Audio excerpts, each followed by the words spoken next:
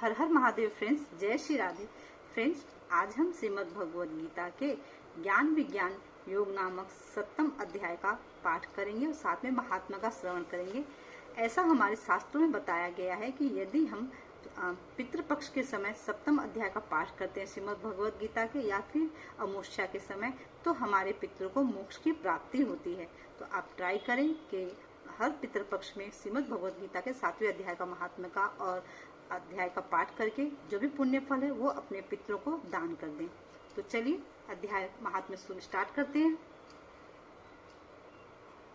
बोलिए श्री वृंदावन बिहारी लाल की जय, उमापति महादेव की जय।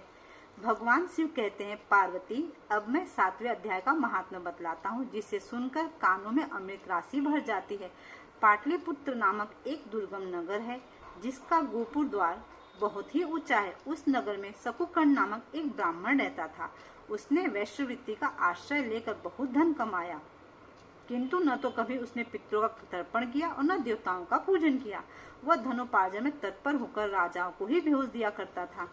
एक समय की बात है, उस ब्राह्मण ने अपना चौथा विवाह करने के लिए पुत्रों और बंधुओं के साथ यात्रा की।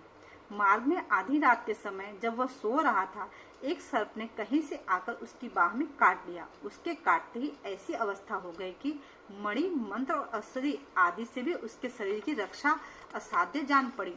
तत्पश्चात कुछ ही क्षणों में उसके प्राण पखेरु उड़ गए। फिर बहुत समय के बाद वह प्रेत सर्प योनि में उत्पन्न हुआ। उसका चित्त धन की वासना में बंधा था। उसने पूर्व वृत्तांत को स्मरण करके सोचा, मैंने जो घर के बाहर करोड़ों की संख्या में अपना धन गाड़ रखा है, उससे इन पुत्रों को वंचित करके स्वयं ही उसकी रक्षा करूंगा। एक दिन सांप की योनि से पीड़ित होकर पिता ने स्वप्न में अपने पुत्रों के समक्ष आकर अपना मनोभाव बताया। तब उसके निरंकुश पुत्रों ने सवेरे उठकर बड़े विस्मय के साथ एक दूसरे स्वप्न की बातें कही। उनमें से मझला पुत्र कुदाल हाथ में लिए घर से निकला और जहां उसके पिता सर्प योनि धारण करके रहते थे, उस स्थान पर गया। यद्यपि उसे धन के स्थान का ठीक ठीक पता नहीं था, तो भी उसने चिन्हों से उसका ठीक निश्चय कर लिया और लोक बुद्धि से वहां पहुंचकर बाबी को खोदना आरंभ कर दिया। तब उस बाबी से एक बड़ा भयानक सांप प्रकट हुआ और बोला, ओ मूढ़, तू कौन है, किस लिए आया है, क्यों बिल खोद रहा है, अथवा किसने तुझे भेजा है, ये सारी बातें मेरे सामने बता। पुत्र बोला, मैं आपका पुत्र हूँ, मेरा नाम शिव है। मैं रात्रि में देखे हुए स्वप्न से विस्मित होकर यहाँ का सुवर्ण लेने के कौतूहल से आया हूँ। पुत्र की वाणी सुनकर वह सांप हंसता हुआ उच्च स्वर से इस प्रकार स्पष्ट वचन बोला, यदि तू मेरा पुत्र है तो मुझे शीघ्र ही बंधन से मुक्त कर। मैं पूर्व जन्म के गाड़े हुए धन के लिए सर्प योनि में उत्पन्न हुआ हूँ।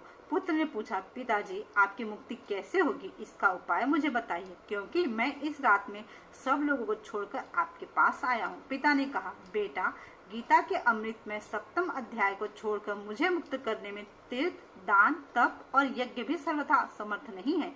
केवल गीता का 7वां अध्याय ही प्राणियों के जरा मृत्यु आदि को दुख को दूर करने वाला है। पुत्र, मेरे श्राद्ध के दिन 7वें अध्याय का पाठ करने वाले ब्राह्मण को श्रद्धा पूर्वक भोजन कराओ, इससे निसंदेह मेरी मुक्ति हो जाएगी। वत्स, अपनी शक्ति के अनुसार पूर्ण श्रद्धा के साथ वेद विद्या में प्रवीण अन्य ब्राह्मणों को भी भोजन कराना। सर्प योनि में पड़े हुए पिता के यह वचन सुनकर सभी पुत्रों ने उसकी आज्ञा के अनुसार तथा उससे भी अधिक किया। तब शकुकर्ण ने अपने सर्प शरीर को त्याग कर दिव्य देह धारण किया और सारा धन पुत्रों के अधीन कर दिया। पिता ने करोड़ों की संख्या में जो धन बांट कर दिया था, उससे वे सदाचारी पुत्र बहुत प्रसन्न हुए। उनकी बुद्धि धर्म में लगी हुई थी, इसलिए उन्होंने बावली, कुआं, पोखरा, यज्ञ तथा देव मंदिर के लिए उस धन का उपयोग किया और अन्नशाला भी बनवाई। तत्पश्चात 7वें अध्याय का जप करते हुए उन्होंने मोक्ष प्राप्त किया।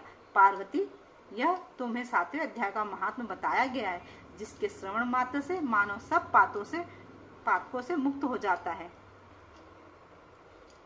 ओम श्री परमात्मने नमः। अथ 7वां अध्याय। उसके उपरांत श्री कृष्ण भगवान बोले, हे पार्थ, तू मेरे में अनन्य प्रेम से आसक्त हुआ मन वाला और अनन्य भाव से मेरे परायण होकर योग में लगा हुआ मुझको संपूर्ण विभूति, बल, ऐश्वर्य आदि गुणों से युक्त सबका आत्मरूप जिस प्रकार संशय रहित जानेगा, उसको सुन। मैं तेरे लिए इस रहस्य सहित तत्व ज्ञान को संपूर्णता से कहूंगा कि जिसको जानकर संसार में फिर और कुछ भी जानने योग्य शेष नहीं रहता है। हजारों मनुष्यों में एक ही मनुष्य मेरी प्राप्ति के लिए यत्न करता है, और उन यत्न करने वाले योगियों में भी कोई ही पुरुष मेरे परायण हुआ मेरे को तत्व से जानता है, अर्थात यथार्थ मन से जानता है। हे अर्जुन, पृथ्वी, जल, अग्नि, वायु और आकाश, मन, बुद्धि, अहंकार भी ऐसे ये 8 प्रकार से विभक्त हुई मेरी प्रकृति है। यह 8 प्रकार के भेदों वाली तो अपरा है, अर्थात मेरी जड़ प्रकृति है। और हे महाबाहो, इससे दूसरे की ओर मेरी जीव रूपा परा अर्थात चेतना प्रकृति जान कि जिससे यह संपूर्ण जगत धारण किया जाता है।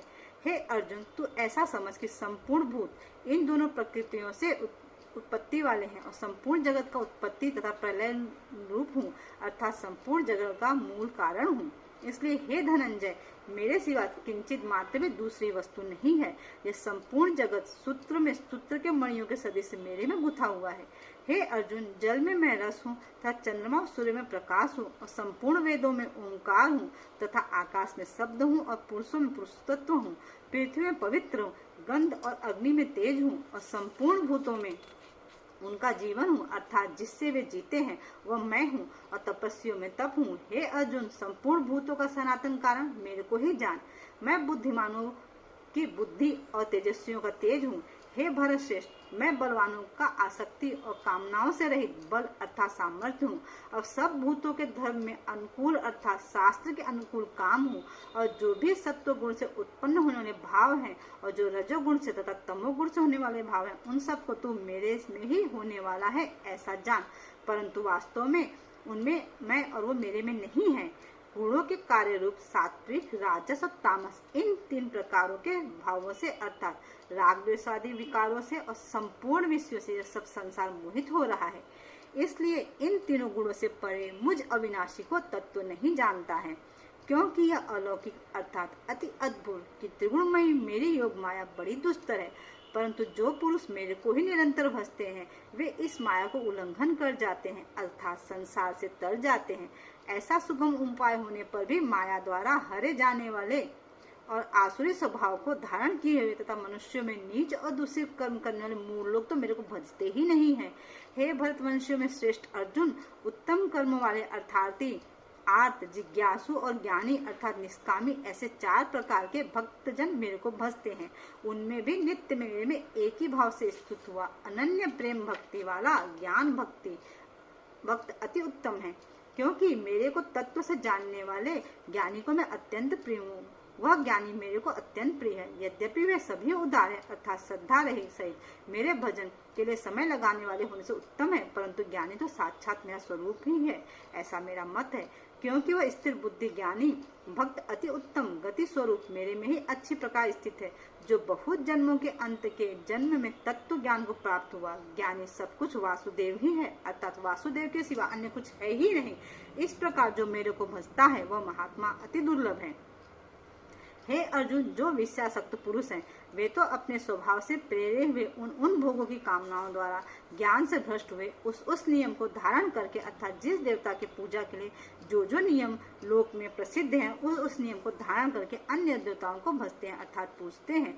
जो सकामी भक्त जिस देवता के स्वरूप को श्रद्धा से पूजना चाहते हैं उस भक्त की मैं उस ही देवता के प्रति श्रद्धा को स्थित करता हूँ। वह पुरुष उस श्रद्धा से युक्त हुआ उस देवता के पूजन की चेष्टा करता है और उस देवता से मेरे द्वारा ही विधान किए हुए उन इच्छित भोगों को निस्संदेह प्राप्त होता है।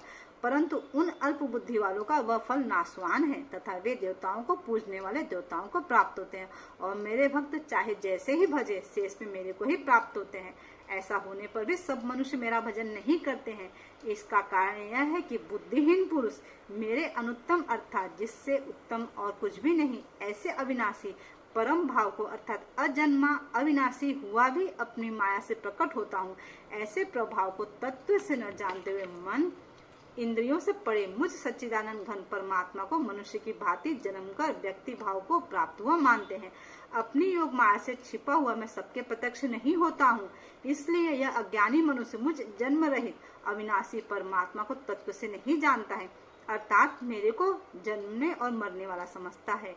हे अर्जुन, पूर्व में व्यतीत हुए और वर्तमान में स्थित तथा आगे होने वाले सब भूतों को मैं जानता हूँ, परंतु मेरे को कोई भी श्रद्धा भक्ति रहित पुरुष नहीं जानता है, क्योंकि हे भरतवंशी अर्जुन, संसार में इच्छा और द्वेष से उत्पन्न हुए सुख दुख आदि द्वंद्व रूप मोह से संपूर्ण प्राणी अति अज्ञानता को प्राप्त हो रहे हैं, परंतु निष्काम भाव से श्रेष्ठ कर्मों का आचरण करने वाले जिन पुरुषों का पाप नष्ट हो गया है, वे राग द्वेष आदि द्वंद्व मोह से मुक्त हुए और दृढ़ निश्चय वाले पुरुष मेरे को सब प्रकार से भजते हैं, और जो मेरे शरण होकर जरा और मरण से छूटने के लिए यत्न करते हैं, वे पुरुष उस ब्रह्मा को तथा संपूर्ण आध्यात्म को, संपूर्ण कर्म को जानते हैं।